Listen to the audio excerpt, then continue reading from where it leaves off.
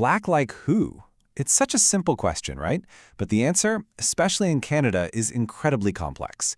Today, we're going to dive into scholar Rinaldo Walcott's really powerful analysis of what it means to be Black in Canada. And to really get to the heart of this, you just have to start with this quote from author Austin Clarke. I mean, he just perfectly captures the dilemma, doesn't he? This feeling of being caught between worlds where if you embrace one identity, it feels like you're rejecting another. It's that exact tension that sets the stage for everything we're about to talk about. And this leads us to the huge question Walcott makes us all face. If the national story doesn't seem to have room for you, how in the world do you define yourself? What does it actually mean to be Black in a country that, as we're about to see, often frames Blackness itself as a kind of problem that needs to be solved? Okay, so to understand the search for an answer, we first have to understand the problem. Walcott argues that Canada has a Black problem. But, and this is key, it's probably not what you think. It's all about this massive gap between the official multicultural image of the country and the actual lived reality for Black people. So according to Walcott, you see this problem in how Blackness is framed day to day. It's consistently positioned as something outside of the main Canadian identity. You see it in racial profiling by police, when claims for social justice are treated as illegitimate, and in those media stories about so-called Jamaican crime. There's this fundamental inability to see Black culture as truly Canadian.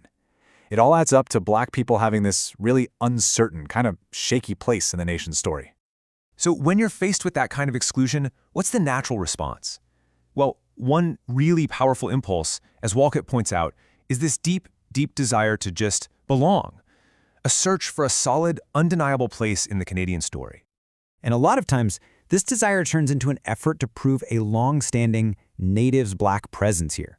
The thinking kind of goes like this. Hey, if we can just prove we've always been here, that our roots run deep, then the nation will finally have to accept us as really, truly belonging. But Walcott argues that this approach has some serious traps. It can become this almost compulsive need to list out historical names and places. And it can create a kind of hierarchy where an older, maybe more rural Black identity is seen as more authentic than the newer urban migrant experiences. And that's where you see the core issue, right? It's a strategy that's all about getting love from a nation that, in his view, is basically designed not to fully see you in the first place.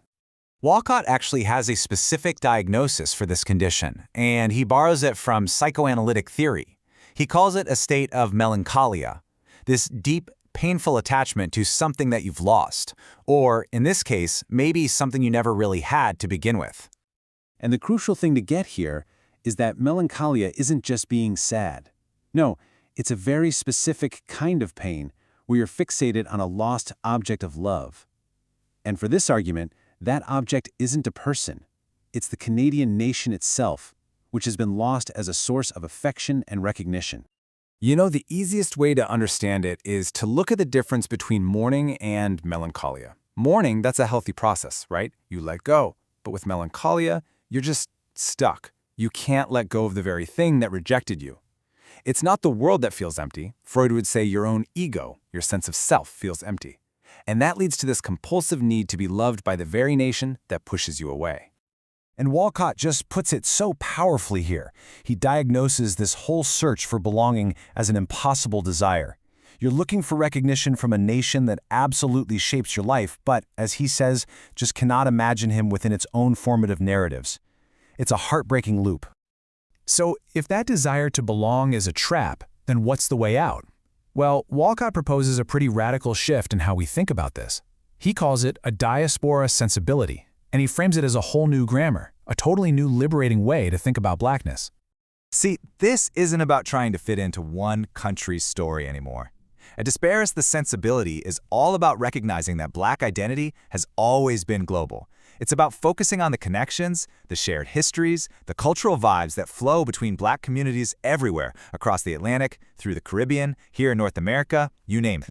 So, how does this actually work in practice? Okay, first, you got to move beyond the nation as the only box for your identity. Step 2, you actively connect different communities, right? You break down those walls between old and new Black Canadians. And then step 3, you embrace a fluid sense of belonging, one that can change and adapt, which proves there isn't just one single, authentic way to be Black.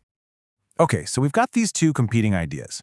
This melancholic desire to belong on one hand, and this dynamic diaspora sensibility on the other. You might be thinking this is all a little academic, but why does this distinction actually matter in the real world? Well, the stakes are incredibly high. Think about it. That melancholic focus on authentic roots, it can actually end up blaming newcomers and creating splits within the Black community. But a diasporic view is naturally inclusive because it reflects the real transnational lives so many people live. It offers a way out of that despair of not belonging by building a community that doesn't need the nation's stamp of approval. And, this is so important, it challenges the nation to deal with all of its history, not just the parts that are easy to talk about. And that's really the whole ballgame. This isn't just about people moving around. It's a concept that completely messes with the idea that where you are on a map determines who you are. As Walcott says it, problematizes the mechanics of belonging. It just snaps that link between land and identity and opens up so many new ways to think about what it means to belong. So, I guess that leaves us with this final thought to chew on. What if the goal isn't to fight for a fixed spot in a story that's already been written? What if true belonging isn't about finding a place at all, but about the constant, creative, and powerful act of building our connections to each other, across any border, and through all of time?